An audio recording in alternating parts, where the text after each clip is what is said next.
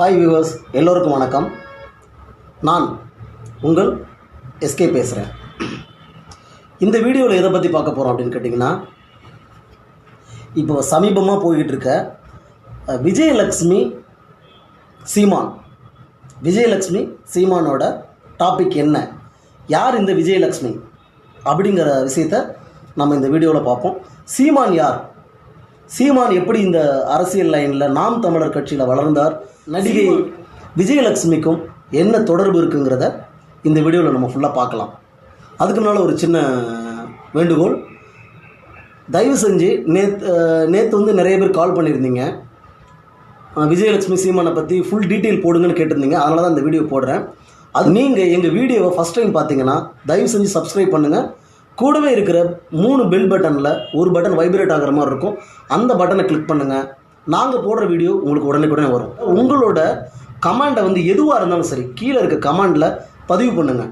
அப்போ தான் எங்களுக்கு அது தெரியும், நாங்களும் உடனே உங்களுக்கு ரிப்ளை கொடுக்க முடியும். எங்களுக்கும் விஜயலக்ஷ்மி பார்த்திங்கன்னா கர்நாடகாவில் தான் அவங்க பிறந்தாங்க, சென்னையில் வந்து அவங்க படிச்சிருக்கிறாங்க. அது இல்லாமல் 40 ஃபிலிம் வரைக்கும், இது வரைக்கும் 40 படங்களுக்கு மேலே அவங்க நடிச்சிருக்கிறாங்க. 25 படம் வந்து கன்னடம் மொழியிலே வந்து நடிச்சிருக்கிறாங்க. 1997 நாகமந்தாலான்ற படத்தில் அறிமுகமாகறாங்க. அந்த படம் நல்ல ஹிட் ஆயிடுச்சு, சில்வர் ஜூப்ளி. அந்த படத்தில் விஜயலக்ஷ்மிக்கு நல்ல பேர் கிடைச்சிது. அதற்கப்புறம் தமிழில் அவங்க வந்து 1998 பூந்தோட்டன்ற படத்தில் நடிக்கிறாங்க. இந்த படத்தோட ஹீரோ யாருன்னு கேட்டிங்கன்னா முரளி தேவயானி. இந்த படத்தில் தான் ஃபஸ்ட்டு நடிக்கிறாங்க. 2001 ஃப்ரெண்ட்ஸ் படம் நடிக்கிறாங்க. இந்த படத்தில் விஜய், சூர்யா, ரமேஷ் கண்ணா, வடிவேல் எல்லாரும் நடிச்சிருக்கிறாங்க. இதில் விஜய்க்கு தங்கச்சியாக இந்த படத்தில் நடிப்பாங்க. இவங்க தான் விஜயலக்ஷ்மி. சரி, இந்த விஜயலக்ஷ்மிக்கும் சீமானுக்கும் எப்படி கனெக்ஷன், எப்படி இன்றைக்கி இவ்வளோ விஜயலக்ஷ்மி வந்து தற்கொலை அளவுக்கு போயிருக்கிறாங்கன்னா அதுக்கு என்ன காரணம் அப்படிங்கிறத சொல்கிறேன் நான். ஒருவேளை இந்த வீடியோ வந்து 2 பார்ட்டாக போக கூட சான்சஸ் இருக்குது. ஏன்னா சில ஆதாரபூர்வமான விஷயங்கள் வந்து நம்ம சொல்லணும் இதில். அதுக்காக முடிஞ்ச அளவுக்கு இந்த முதல் பார்ட்டில் நான் கொடுக்கறதுக்கு பார்க்குறேன். அப்படி மிஸ் ஆனால் 2வது பார்ட்டில் மித்த எல்லாத்தையுமே நீங்கள் இந்த வீடியோவில் தெரிஞ்சுக்கலாம். 2010 பாஸ் என்கிற பாஸ்கரன் படத்தில் நடிக்கிறாங்க. இதுதான் விஜயலக்ஷ்மி. சரி, இப்போ சீமான் யாருன்னு நம்ம பார்ப்போம். சாதாரண அரசியல்வாதி கிடையாது. 7.5 கோடி தமிழ் மக்களுக்கும் நீ தலைவன். உண்மை, தமிழ்நாட்டின் விடிவெள்ளி. உலக அரசியல் மாமேதை. Very good. அது எப்படா என்ன பத்திர எல்லா விஷயத்தையும் மிக தெளிவா புரிஞ்சு வச்சிருக்க நீ? அட பேப்பர்ல போடுறானே.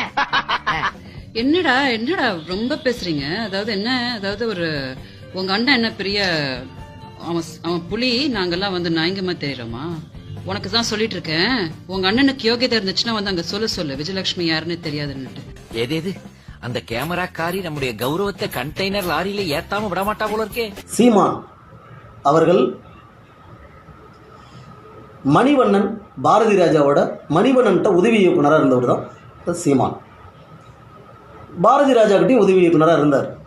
அது இல்லாமல் வசன கருத்தாகலாம் வந்து நல்ல வசனம்லாம் நல்லா, திரைப்படத்துக்கு வசனம் நல்லா எழுதுவார். நிறைய படங்களுக்கு வந்து வசனம்லாம் எழுதியிருக்கிறாரு இந்த சீமான்.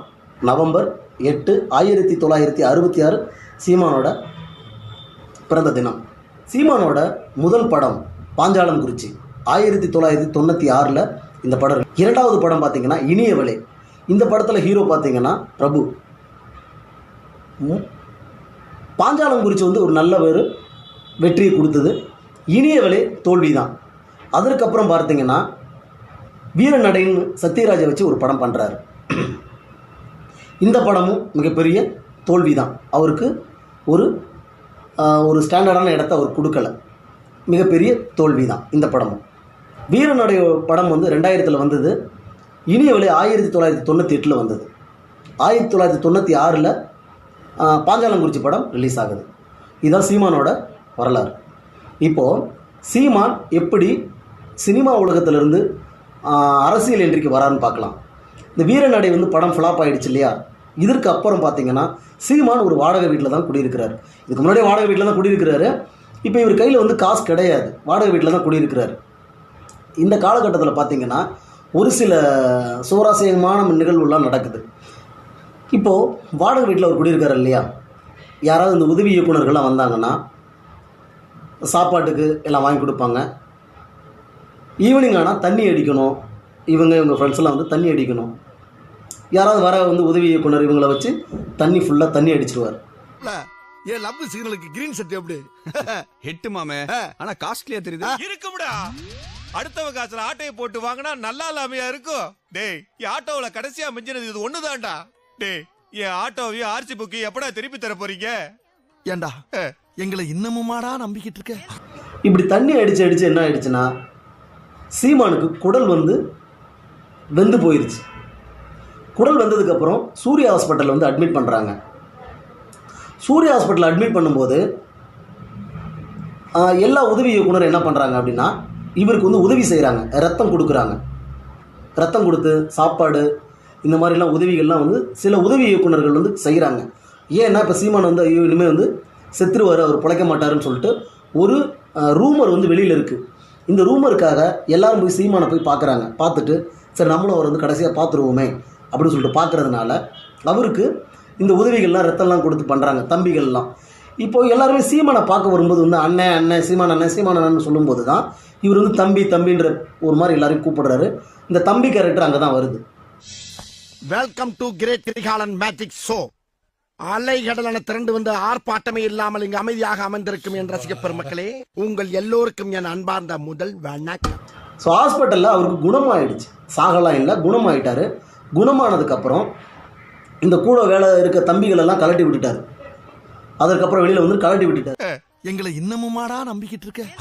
எங்க பேசிக்கிட்ட பார்த்தாவே உனக்கு தெரிய வேணாமா அவங்க தருவாங்களா தரமாட்டாங்களான்னு? இதற்கப்புறம் பார்த்தீங்கன்னா தம்பின்ற பட கேரக்டரை எடுத்துக்கிட்டு விஜய் சூர்யா இவங்ககிட்டலாம் போகிறாரு. யாருமே அந்த படத்துக்கு வந்து ஒத்துக்கலை.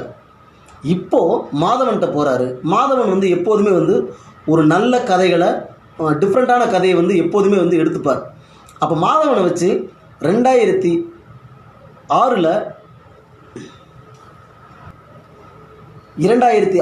மாதவனை வச்சு தம்பி படத்தை எடுக்கிறார் சீமான்.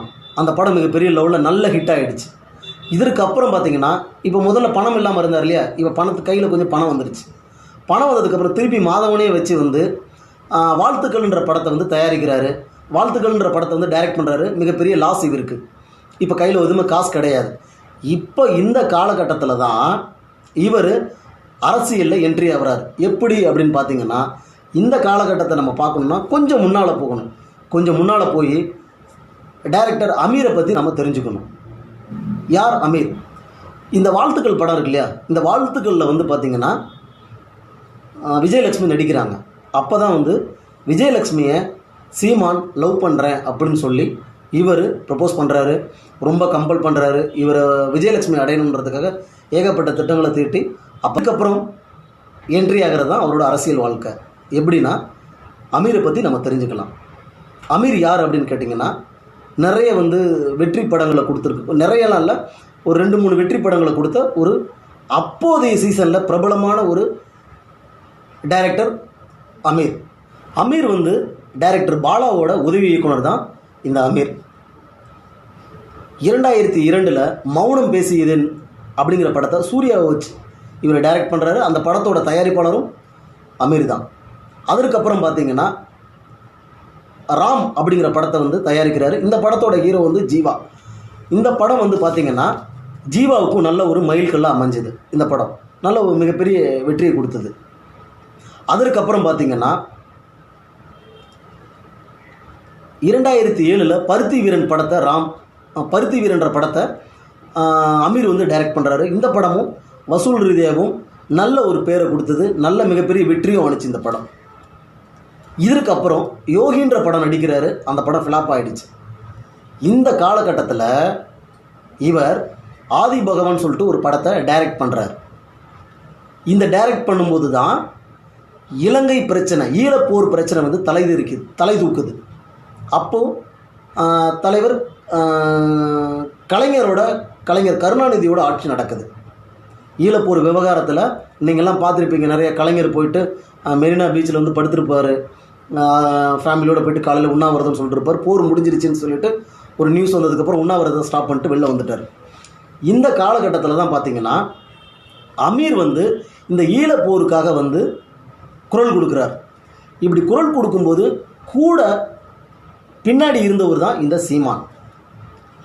ஈழப்போரோட வரலாறு பார்த்தீங்கன்னா 27 வருஷமாக 1983 இருந்து 2009 வரைக்கும் 27 வருஷமாக இந்த ஈழப்போர் வந்து ஒரு முடிவுக்கு வந்தது 2009 தான்.